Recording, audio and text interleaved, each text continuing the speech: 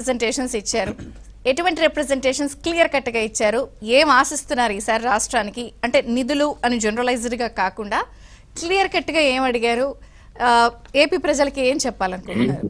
అంటే ఫలప్రదమైంది అంటే ఏం ఫలప్రదమయ్యాయి? అంటే ట్రిప్పు ఫలప్రదమైందని. ఓకే. సహజంగా చంద్రబాబు నాయుడు గారు సంక్షోభం నుంచి అవకాశాలు వెతుక్కోవాలనే తత్వం ఉన్న మనిషి. ఓకే. ఎండిపోయిన అడవి నుంచి కూడా ఔషధాలు పొందవచ్చనే తత్వం ఉన్న మనిషి. ఈ నేపథ్యంలో రాష్ట్రంలో శిథిల వసంతం ఇప్పుడుండేది. నిన్న అధికారంలోకి వచ్చేదాకా రాష్ట్రం అంతా శిథిల వసంతం. కాబట్టి ఈ రాష్ట్రాన్ని చక్కబరచాలా. ప్రజలు ఎన్నో ఆశలతో, ఆశయాలతో, ఆకాంక్షలతో భారీ మెజార్టీతో ఇచ్చిన అవకాశాలని తను సమర్థవంతంగా నిర్వహించాలా.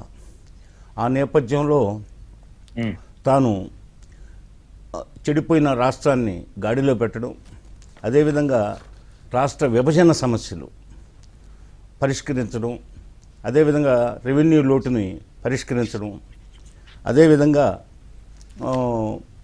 ఇప్పుడు నిన్న గుడ్ న్యూస్ ఏంటంటే ఆయన ఢిల్లీలో ఉండడం, వెంటనే BPCL Bharat petrochemicals limited 95,000 crores amount దానికి కేటాయిస్తున్నట్టు ప్రకటన రావడం. రామాయపట్నం అంటే ప్రస్తుతం అది నెల్లూరు జిల్లా, గతంలో ప్రకాశం జిల్లా. అది మరి రామాయపట్నం దగ్గర ఆ బీపీసీఎల్ రెండుగా అంటే green field refinery, petrochemical complex, ఆ రెండింటి కోసం 95,000 కోట్లు వెచ్చిస్తున్నట్టు, అందుకు 5,000 ఎకరాలు సేకరిస్తున్నట్టు, దానికి శాశ్వత ఉద్యోగులు 5,000 మంది నియమించబోతున్నట్టు, అదేవిధంగా నిర్మాణ సమయంలో 1,00,000 మందికి ఉపాధి కల్పిస్తున్నట్టు, ఇవన్నీ నిన్న ఆయన ఢిల్లీలో ఉన్నప్పుడే మనకి జరిగాయి. అదేవిధంగా రైల్వే ప్రాజెక్టుల మీద ఆయన ఫోకస్ పెట్టాడు. రైల్వే జోను, అదేవిధంగా అది ప్రధానమంత్రి చేత ప్రారంభించాలని రేపు జనవరిలో ప్రధానమంత్రి గారి టూర్ ఉంది కాబట్టి.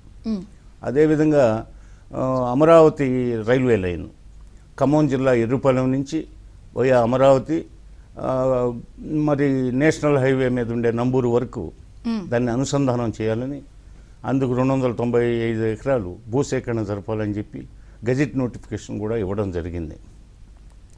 అదేవిధంగా మిట్టల్ స్టీల్ ఫ్యాక్టరీ, దానికి ముడి ఖనిజం ఇవ్వండి అంటున్నారు. ఏంటండి అసలు సమస్య? అదే ముడి ఖనిజం అంటే ఇప్పుడు అదే కదా ప్రాబ్లం. ఇప్పుడు విశాఖ స్టీల్ ప్లాంట్కి కూడా ముడి ఖనిజం విషయంలో కొన్ని సమస్యలు ఉన్నాయి కదా. అలాగే దీనికి కూడా ముడి ఖనిజం విషయంలో వారి దృష్టికి తీసుకురావడం. మన సమస్యలన్నీ వాళ్ళకి తెలియదు కదా. వాళ్ళు మొత్తం విశాల భారతదేశానికి ఆయన ప్రధానమంత్రి, మనం అందులో ఒక రాష్ట్రం ఉంది. ఆ రాష్ట్ర సమస్యల్ని ఢిల్లీ వెళ్ళినప్పుడు ప్రధానమంత్రి దృష్టికి ప్రతిసారి పోయినప్పుడు కొన్ని సమస్యలు వాటి పరిష్కారానికి మనం ప్రయత్నం చేస్తాం. అదేవిధంగా అనేక ప్రభుత్వ శాఖలకు సంబంధించి ఆయా శాఖల మంత్రులను కలుస్తాం. కలిసినప్పుడు వాళ్ళకి మెమోరాండాలు, విజ్ఞాపన పత్రాలు ఇవ్వడం సహజం.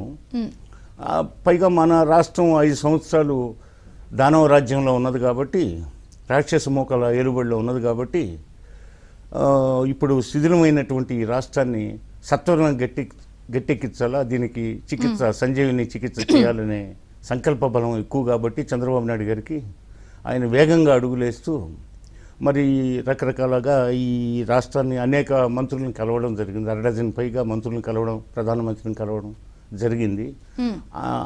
అదే మీరు అన్నట్లు ఫ్రూట్ఫుల్ అయింది ట్రిప్. అంటే అందరినీ కలిశాడు నిన్న, బిజీగా అందరినీ కలిశాడు, అందరికీ చెప్పాడు సమస్యలు. అంటే ఈ ఒక్కరోజే కాదు, నిన్నొక్కరోజే కాదు, ఈ 6 మాసాల్లో వెళ్ళిన ప్రతిసారి ఇదే విధంగా వాళ్ళకి విజ్ఞప్తులు చేస్తున్నాడు, రిమైండ్ చేస్తున్నాడు.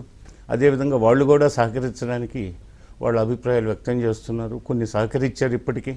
ఆ వరల్డ్ బ్యాంకు నిధులు అయితేమి, అదేవిధంగా ఆసియన్ అభివృద్ధి బ్యాంకు నిధులు, మన పోలవరం అయితేమి, అమరావతికి అయితేమి ఆల్రెడీ ప్రకటన వచ్చేసింది. అదేవిధంగా